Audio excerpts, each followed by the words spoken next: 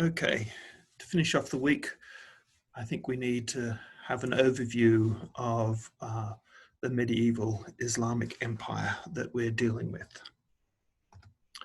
Okay, so this is the world around 610. So there you see Arabia, so you should be able to see Mecca. And on the map there, you see that there are two main empires around it close by. There's the Byzantine Empire and the Persian Empire. Both have been going for a while. They're both sort of very cultured. There's a lot of, they're well-established empires. Maybe they're a little long in the tooth, a little decadent, make them easy prey. Who knows what? Anyway, Mecca, even though it's not directly in the Byzantine Empire, is actually kind of controlled. It's like a satellite of the Byzantine Empire. It's an important trading, cultural, and religious center there. In the center of Mecca is the Kaaba, which is this ancient temple where supposedly 360 deities were worshipped. It's lots of different religions that were there at the time. There were Jews, there were Christians, all types of Christians. So there would have been like sort of Orthodox Christians. There would have been monophysites and Nestorians, who we've mentioned a Nestorian bishop last time. These last two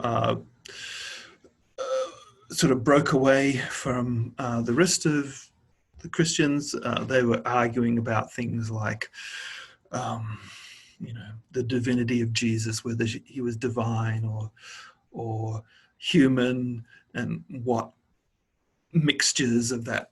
That was a big debate in early Christianity. Anyway, so Muhammad was born around 570, and he was orphaned fairly early. And in 610, in Ramadan, that's when he began receiving the word of God. Allah revealed to him through the Archangel Gabriel, talking in Arabic. It's kind of like this revealed word.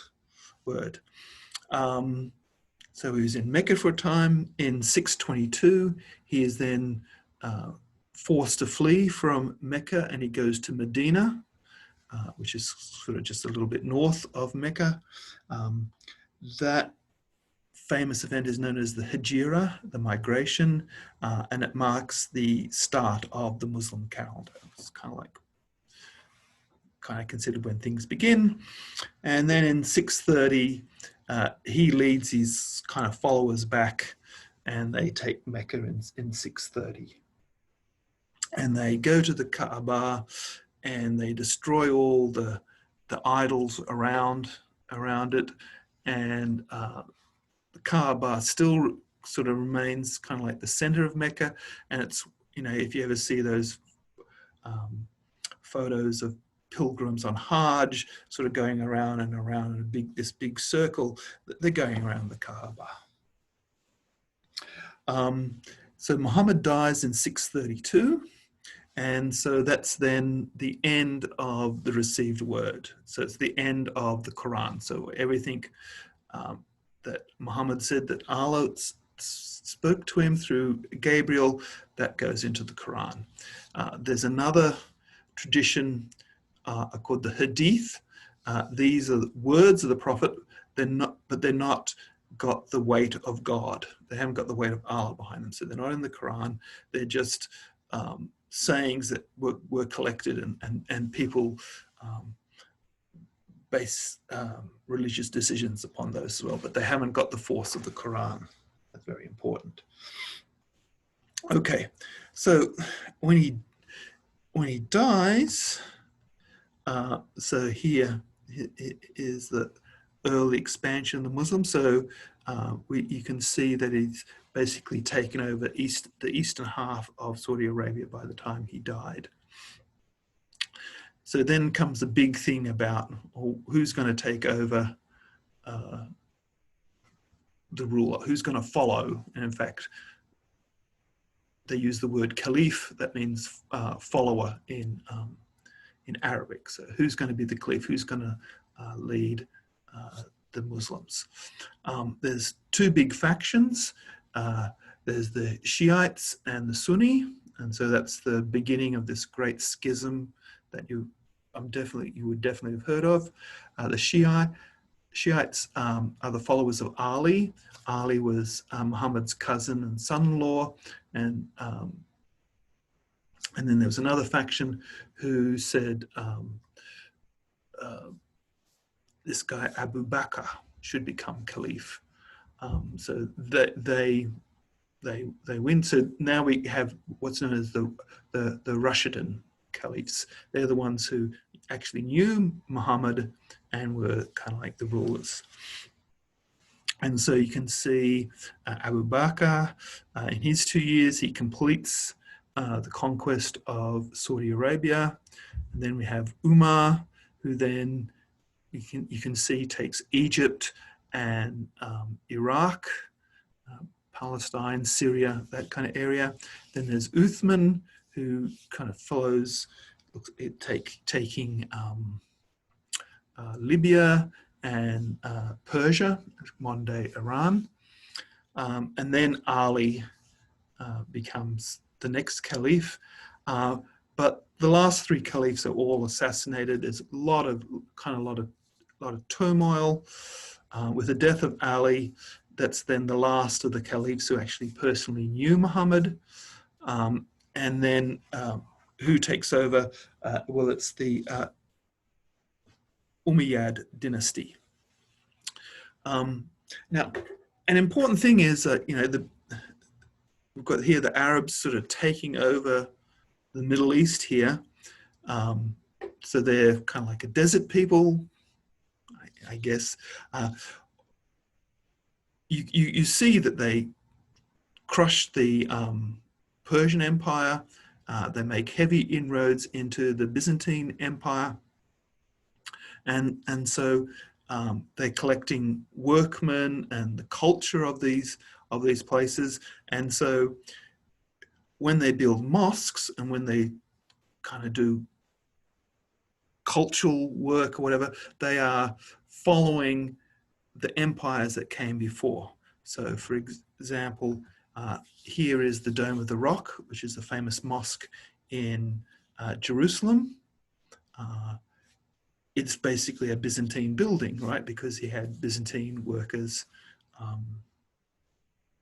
at work there.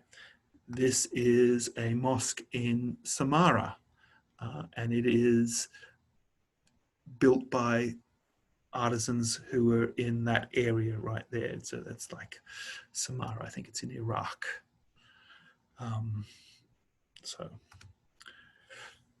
And so the Umayyads sort of take over. So they were kind of like a clan from Mecca, and you see then that they sort of continue across North Africa, actually into Spain, and that's to the west, and then to the east.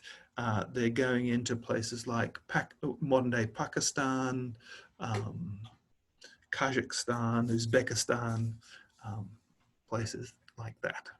Okay, and so they rule for 100 years from 656, which was the death of Ali, up to 750, which is when there was kind of like a palace coup and the Abbasids took over.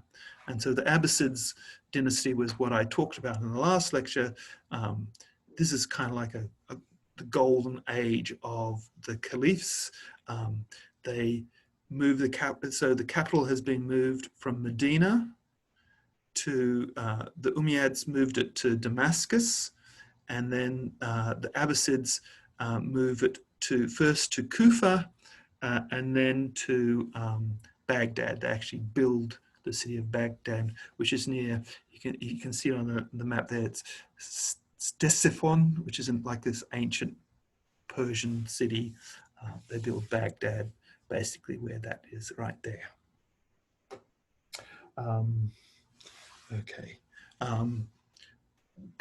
This is kind of as far west as they conquered. There's a famous battle in 732 in Tours in France, where Charles Martel stops kind of like the Western expansion there.